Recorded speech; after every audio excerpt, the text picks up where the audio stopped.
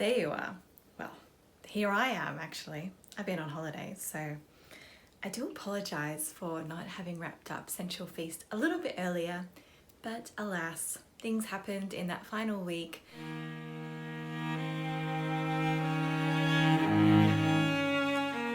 That forced me to actually honor the moon cycle, which was the final quarter of the moon, which is all about rest. I was just resting, essentially. And then the next week I went on holidays and I didn't bring my laptop purposefully because I want to work wherever I am. And this is something that I'd really like to adjust within myself. I love what I'm passionate about and I want to keep creating, but I know that creativity is more potent, is more wonderful when you have time where you are forced to rest, forced to relax, forced to get a little bit bored, find something. So I wrote a song while I was sitting in some rock pools by the beach on the New South Wales northern coast, and that was a really beautiful moment, although I'm pretty sure I stole the melody, so I'm not sure if it's actually my song. But anyway, I've got lots of content that I came up with that I want to play with, and that's basically like just the feminine journey in my perspective. What I know about it so far is making yourself have the ups, the highly productive times, and the lows where you just relax. You get to enjoy the harvests that you've just had, and you have to experience both aspects of that, both aspects of the harvest, the sowing, the watering, the nurturing, the harvest, the celebration, the festivals, then the cleanup, and the what is that word? Consolidating. I've got a vowel wrong there, I think. Consolidating with it, and then renew, then new ideas, and bam, you go again. So I needed to finish up that lunation cycle really well, and now we're in the next one, but I still need to tie up Sensual Feast for all of us. But I also had some freebies that I had intended to share with you, and I still am. Freebies from week 1, so a Sip With Me audio is available right now. You can get that. And also week 2's, so Teas in Melbourne, 2-page PDF, that's available very soon. It's just got to do the admin aspect of that. And then the week's 3, so pairing tea with Melbourne produce, that's coming up soon. And then week 4 will be a 1-page poster to put on your fridge, put by your office desk, to help you find little moments to ground yourself, to get sensual, to get into your senses, and hopefully have a better day, because it does do that. Being sensual, I can't talk today. Being sensual, sensual. I think I've said it too many times. Being sensual, that sounds wrong. Okay, being sensual, oh my God, really brings us into the present moment. So being in the present moment, as much as we can, just little bits here and there, sort of pulling ourselves back, really helps our mental health. And we all, have ups and downs, as everything does. And I think it's really important, especially at this time of year, especially with holiday season coming up. So I've got a couple of special holiday related videos coming up soon to help those who might need a little extra guidance to get in the present moment. I know I certainly escape and do a lot of escapist sort of things around the holidays. I'm just over all the questions. So I just wanted to thank you all for coming with me for the journey of Sensual Feast, which was during the season of Scorpio. And it's just been an absolute pleasure to sort of launch this new venture of mine, Velvet and Truffe, and share that and just sort of give it a really great start and share some of my big passions. And now that I have sort of created quite a bit of content in a short period of time, I have more and more ideas, and I know more of what I want to do and how I want to do it. And so one thing that is staying is the full moon tea circles. And I just did my first one in November, full moon. It was wonderful. It was just absolutely epic. And I need to do more of them. Like my body, my soul, and my heart are like, yes, Phoebe, we are doing them every month, every second month, however it can work.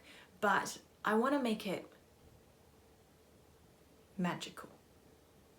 Like that, there are plenty of circles out there, and you know, they're great. They help women get back to themselves. They help women feel safe. They help women share and feel a part of sisterhood.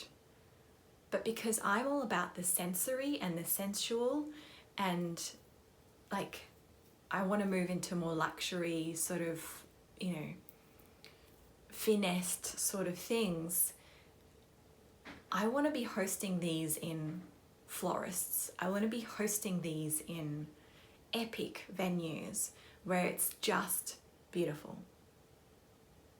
And your breath is taken away by the venue, and then you have this wonderful heart connecting event that satisfies your soul and makes you feel so loved and cared for.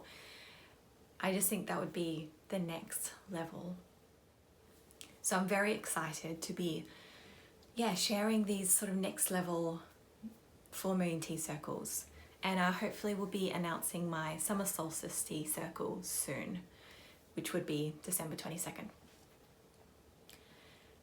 I thought I'd finish and wrap up Sensual Feast with the story of Velvet and Truffe. So I'm Phoebe de Klerk, and I am a singer. That's like, I've got a Bachelor of Classical Singing. You can follow me on my other YouTube, my singing one, Phoebe_de Klerk. And since I was 12, I've wanted to be an opera singer. And then somewhere along the way, I realized that to be an artist, you have to be an entrepreneur. And you know, like there's entertainers and then there's artists. For me, I definitely want to be an artist. And yeah, the entrepreneurial aspect is really exciting for me. So I started brainstorming ideas. Like I think a couple of years ago, I came up with an idea of having like a themed dinner to match with an opera that you would go and see in the same week. So, and the idea came from La Bohème, which is by Puccini. And if you're into musicals, it's very similar to Rent. It's the same plot. I think it's not the same libretto, but yeah, Rent is the musical theatre version of La Bohème, the Bohemians. And because they have a dinner scene, right? They go and they have this wonderful dinner. There's lots of, you know, laughing and discussions, and maybe there's a little bit of fights, and then Musetta comes in and sings her like, oh, look at me, I'm just the sexiest thing in the room song. It's a great song.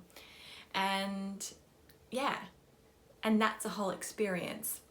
And I thought that would be a really great idea to share with people. So I started daydreaming about, you know, sensual things and sensual experiences, and then I had my whole sort of, when I turned 30, something shifted, and I knew I needed to do more playful things in my life. And I knew that I didn't want to take life so seriously because I'd spent my 20s being like a serious Sally, which wasn't actually all that fun. So I have that realization, and so I'm daydreaming about like hosting retreats and weekends where maybe I might sing a soiree, but then there's a lovely dinner, and there might be like oyster pairing with, you know, the right champagnes, or just really awesome things, and then, you know, how to, yeah, and just like maybe a bit of food fighting, not sure about that, or water slide sort of things, you know, really sensory things.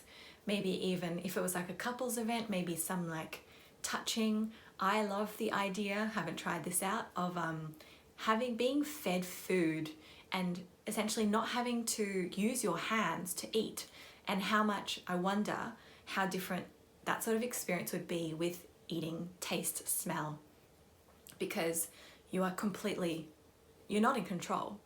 You simply just have to smell and accept and just enjoy what is in front of you, and then obviously you open your mouth if you want it and enjoy that.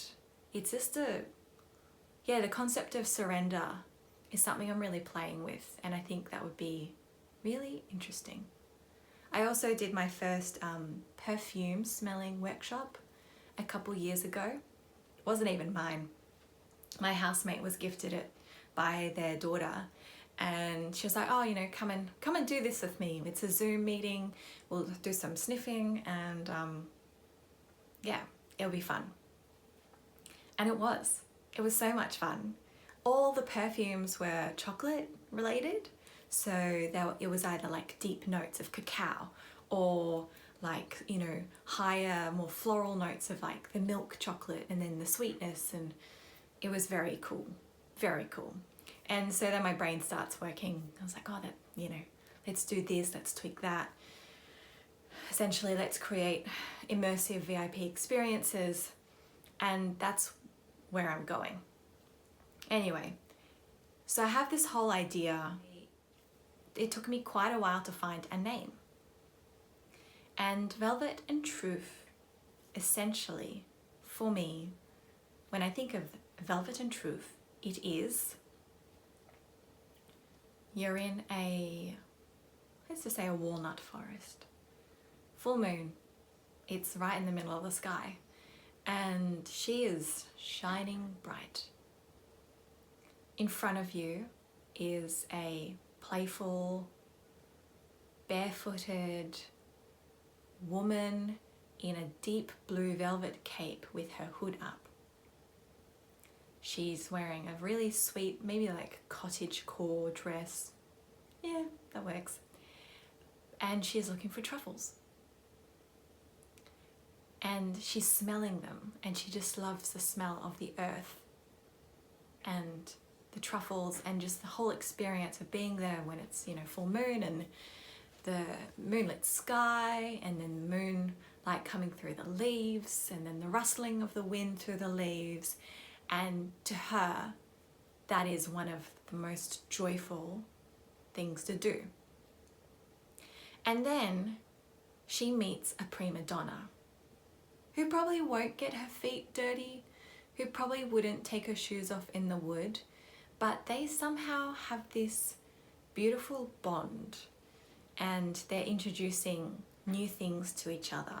So the prima donna, who's used to, you know, champagne, not just sparkling wine, you know, the best oysters, she introduces these things to this,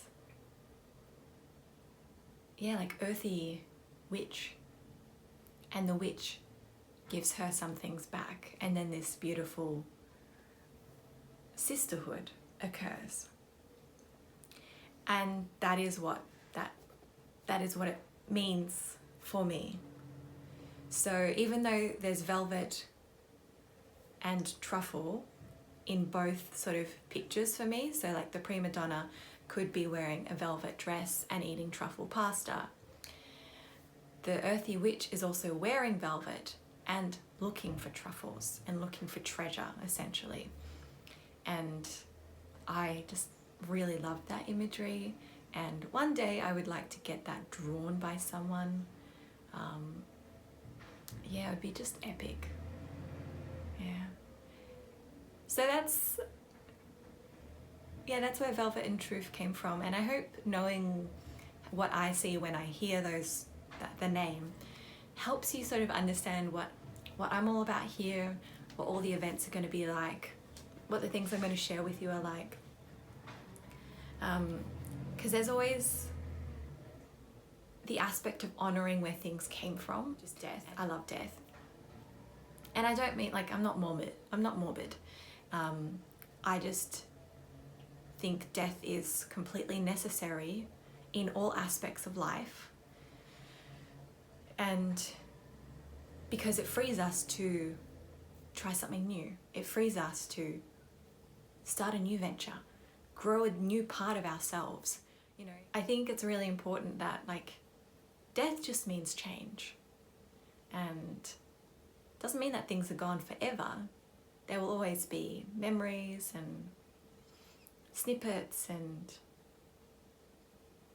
yeah, people always live on. And I think I'm a funeral singer as well. That's forgotten.